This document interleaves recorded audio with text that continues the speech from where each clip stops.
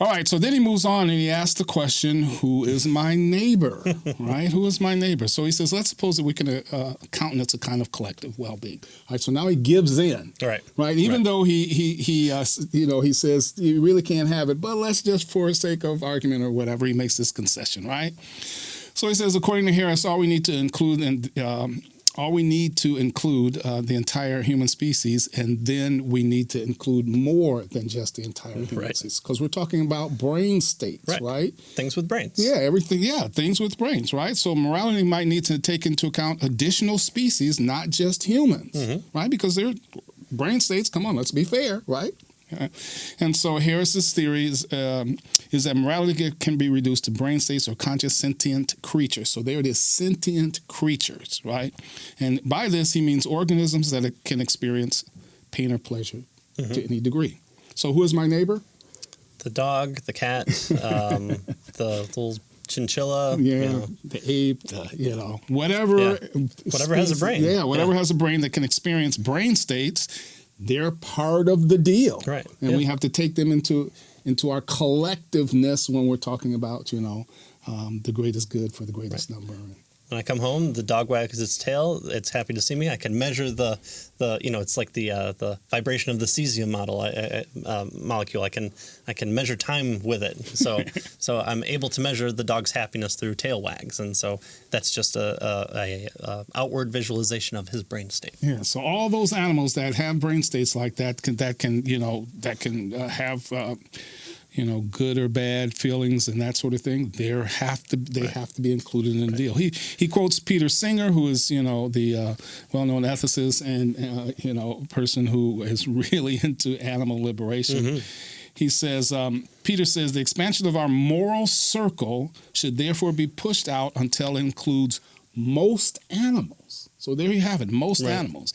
He says, Singer says, I say most rather than all because there comes a point as we move down the evolutionary scale that oysters, perhaps, or even more rudimentary organisms, when it becomes doubtful if the creature is able to, feel anything.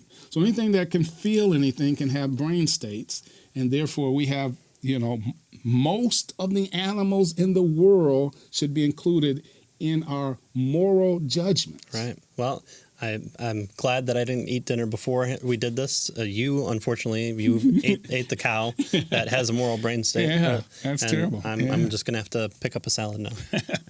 So he says, but this is not to say that all animals are morally equal, right? So they're not all equal, even though they have brain states. All animals are equal. Some are more equal than others. That's right. Something like that, right?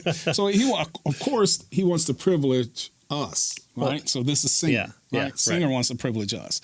So the human being and a mouse must always be treated equally, or that their lives are equal in value. Humans, he says, are different from mice, and so they don't need to be treated equally. Humans have interests in ideas, education, future. Mice are not capable of that, right?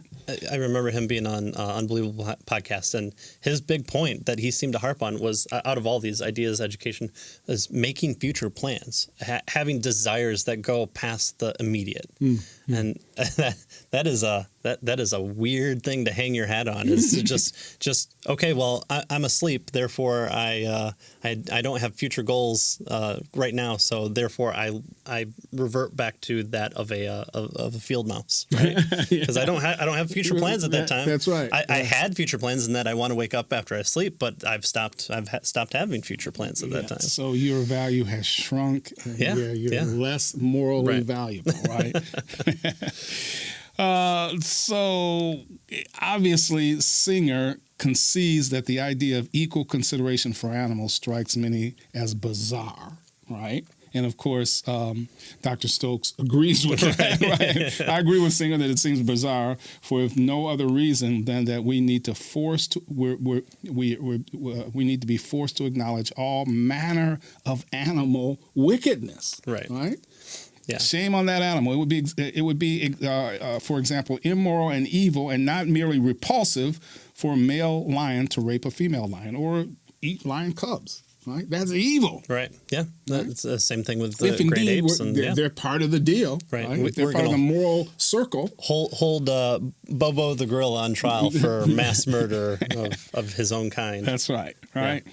So the issue here, he says, it's tempting to think that Richard Taylor is right when he says a hawk that seizes a fish from the sea kills it, but does not murder it. Right. Right?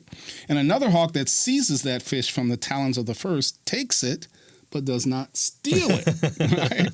For none of these things is forbidden, says Taylor. Right? And so the well-being of these animals is certainly impacted. Things are going well for one and badly for the other. The result, good for one and good for the other. Even so, it doesn't seem that there's anything relevant, he says, to morality going on here. I mean, come on, stealing? I guess we could say it. Or murdering, Yeah. Well, he did murder the fish. Kill it. Yeah. Is it wrong to take from the murder, to steal from the murder? Yeah. So Harrison Singer, he says, if they are right, we may just have to change our minds about including animals within our moral circle, right? They're part of the deal. It would be nice to have a reason for doing so independent of Harris's theory. Right.